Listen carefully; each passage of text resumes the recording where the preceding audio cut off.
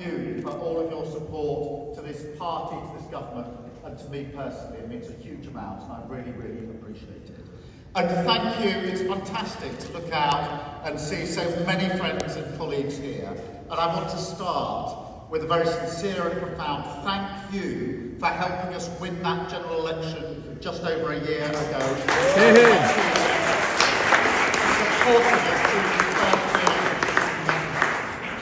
Without you, all of this would have been impossible. You know it, I know it, and I owe you a huge debt of gratitude.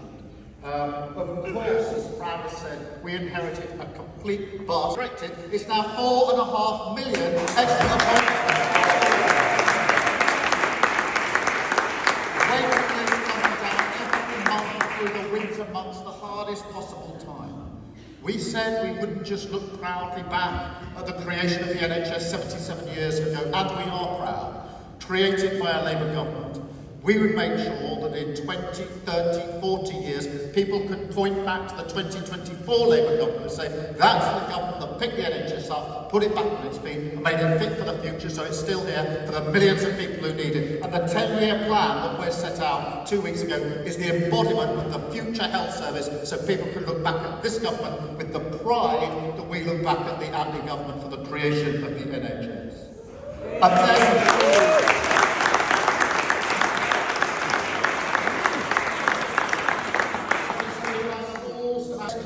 across the country, hugely important for children to be able to learn, to be ready to learn in the morning with something in their stomach, hugely important for carers and parents, particularly women, to get back into the labour market, back earning money and helping with the cost of living crisis. So breakfast clubs being rolled out. Free school meals on a scale never rolled out by any government, even Labour governments ever before, with 3 million.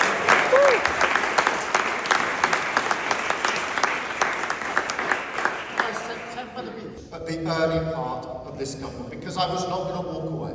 I wasn't going to walk past and pretend those problems weren't there, to fudge the figures and do what they're doing, because I knew, and Rachel Reeves knew, we had to scrub this clean, we had to build the foundation and the platform upon which everything else would be built as we went forward. And that was phase 1 of this government. We're now moving to phase 2. And the bridge to phase 2 is the spending review that was set out, that is warmly welcomed across the country. And as Angela Rayner often says to me, she says, Keir, the problem is the Tories always talk about the 4% that they got right and ignore the 96% that they get wrong. In the Labour Party, because we're Labour and worthy souls, and we ignore the 96% that we get right, and we anguish about the 4% that we get wrong. So I'm going to do a corrective this evening and spell out what you and we have achieved together. We stood there just before the election and said that we'd deliver 2 million extra NHS appointments in the first year of a Labour government. Hey. That was a big thing to say. Hey. After 7 months, then it allows carers and parents to get back into the employment, get back into the labour market. And don't forget what we did on school uniforms, capping the amount of money that parents have to spend on school uniforms. Breakfast clubs, free school meals, childcare, uniforms, a really strong package for parents and for children. And in the spending group, we rolled out rail and roads across the country, not just in London and the South East, connecting communities that need connecting, rebuilding our economy, giving people hope about their economy. And then we've got Angela Rayner. She's building 1.5 million homes. And I'm going round every January and counting them year through the minimum wage. And on the question of the economy, we've had 4 interest rate cuts in a row, so everybody in a mortgage has got a lower mortgage. Contrast that with the mini budget under Liz Truss, where mortgages went through the roof. And we've had £120 billion of inward investment into this country in the course of the year. That is a record. That has never been done before. And 3 weeks ago, Amazon put in £40 billion in one go. That will be translated into good, well-paid jobs across the country.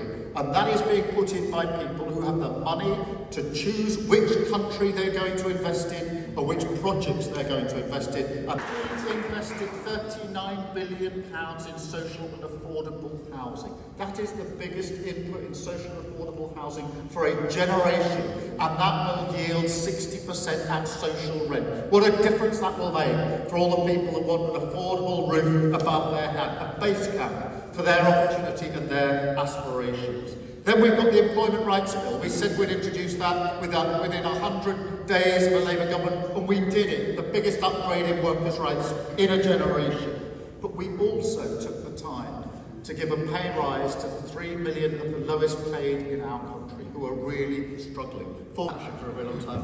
But the trade deal with the US was hugely important. I went to JLR to see the workforce just before we got the trade deal with the US. And I spoke to the workforce, pretty much looking at them as I'm looking at you. And their faces were riven with anxiety because they knew that JLR, which is a flagship company for Britain, Jaguar Land Rover, couldn't afford 27.5% tariffs into the North American market, which they'd made their main market. They knew what that meant for them, their colleagues, their families, and their communities.